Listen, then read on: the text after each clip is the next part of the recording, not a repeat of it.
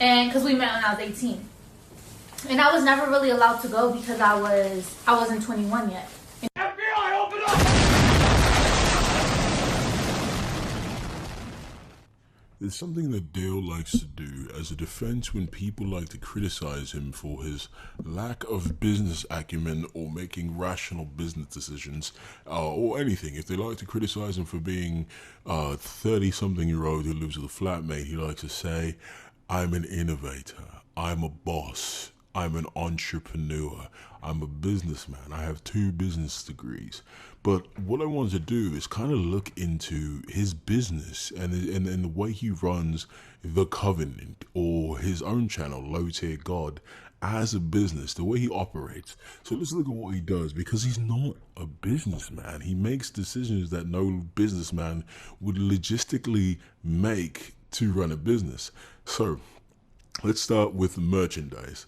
Low Tier God, for all intents and purposes, is a gaming channel. He does a lot of gaming reviews. When he streams, he plays games. He got his start playing video games. He used to travel to tournaments all the time before he got banned from tournaments. For all intents and purposes, his channel is a gaming channel. He's branched out into other things, like doing reviews and reactions and all that social stuff, and then posting his thoughts because he's so obsessed with himself, he thinks that's what people care about. But for all intents and purposes, it's a gaming channel. And you look at what other gaming channels make merchandise on, and it's things like hats, it's things like, jumpers, hoodies, sweatshirts, t-shirts, things like that, things that their fans might wear. Maybe a book bag, maybe a coffee mug, something that their fans might use. Like, you got a coffee cup, you can put some, juice in it, whatever, because it has your favorite gaming YouTuber or gaming streamer's logo on it. That's something that would make sense. But now let's look at the merchandise he creates and he puts out there. As a person who's marketable, why would you put your brand on workout equipment if you're marketed as a gamer? It doesn't make any sense. He doesn't have a fitness channel just because he is fit, healthy, he works out, wherever, doesn't mean he should make fitness equipment. That's not what his people follow him for. They follow him to watch him play video games, watch him rage at video games, and that's it. He has workout wrist wraps, fucking jerseys, sweatbands. It's like, it doesn't make any sense. He is not a fitness channel. And this shows his lack of business acumen. It doesn't make any sense. And he's always trying to tell people, I need you guys to sell out on these jerseys, man. I got a campaign, man. I need you guys to buy these profusely because I've been poor relentlessly and I need that money, please. It's like, well, you made merchandise that no one wants. No one in your community wants this merchandise. People are constantly telling him things like, hey, you should make this. Hey, you should make this. He's like, no, we didn't sell out the jerseys. Fucking stop trying to sell the jerseys then if they're not selling out. People barely want them. Eventually someone might get them because it's like, okay, fine, I want to support him because I'm a cuck and I want to buy it. But I mean, clearly no one wants that. So that's that's the first place where he fails as a businessman. The second place is how he handles his streams.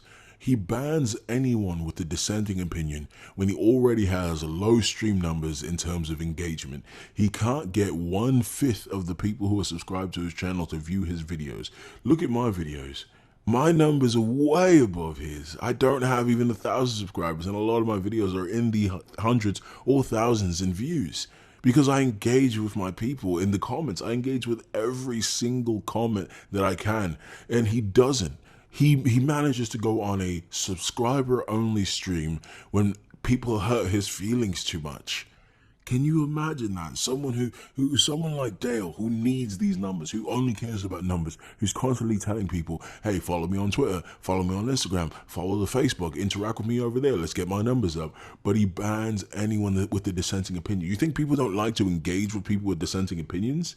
People enjoy doing that. So to ban people or to have a stream where it's only an echo chamber of people who agree with you doesn't make sense business-wise. Because if people get to disagree with you and you get to have discourse with them and have a conversation with them, they might stick around or come to the next stream to have another conversation with you, or just come to the next stream to see what you're really about and maybe change an opinion, maybe become a fan of you. But he's so scared of having his feelings hurt by anyone in his stream that he'll ban ban anyone. He'll time anyone. He'll time and ban the people who pay him money to be in his stream. For what? It doesn't make any sense. And now the third aspect of his business failures, he streams nearly daily, multiple times a week, or let's say 3 to 5 times a week he streams.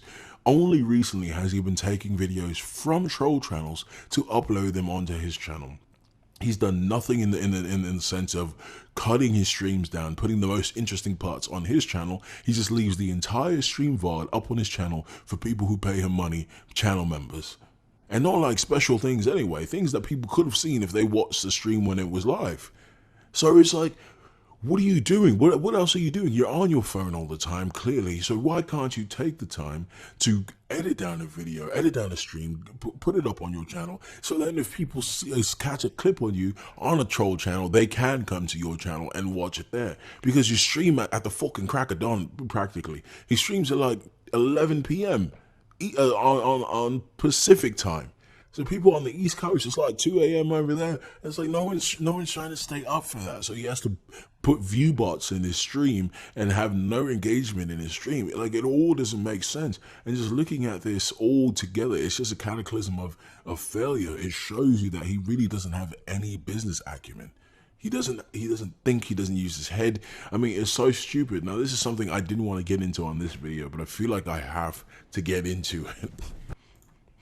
And what I really didn't want to get into in this video, because I'm saving it for another video, is think about it this way. Someone, for his business acumen, someone who wants to be an actor, lands a role on television and does nothing with it.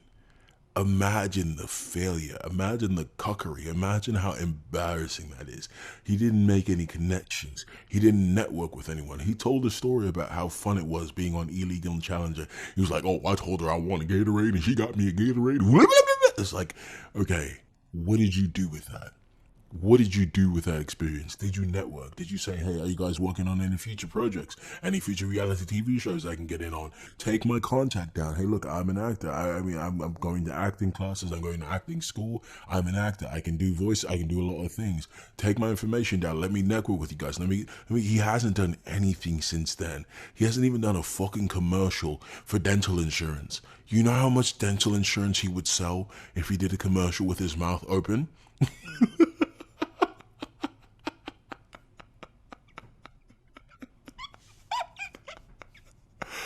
Oh my lord, he should be the spokesperson for Invisalign.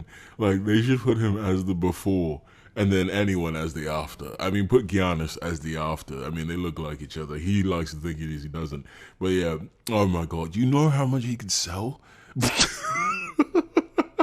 If they did a commercial with Dale and retainers, you know how much I would be there. I would be there. I already use my dental insurance all the time because I'm trying to get a lot of my teeth corrected. I would be in that office the next day like, hey, I need some more surgery. Sign me up, because I can't end up like him, please. I don't want my teeth to have exponents. I can't do it, please. I mean, it's just, Dale is not a businessman. He's not a businessman.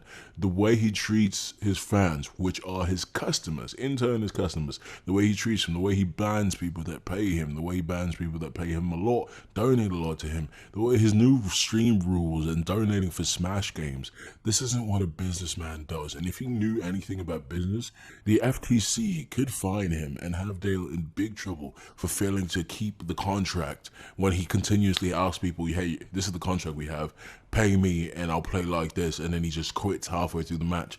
If that person reported it to the FTC for a failed transaction, he can get in a lot of trouble for that. But he doesn't know that, because the only thing he looks up on his phone is Grindr, and that's it. He doesn't know anything. He used to say, oh, I used to read dictionaries all the time.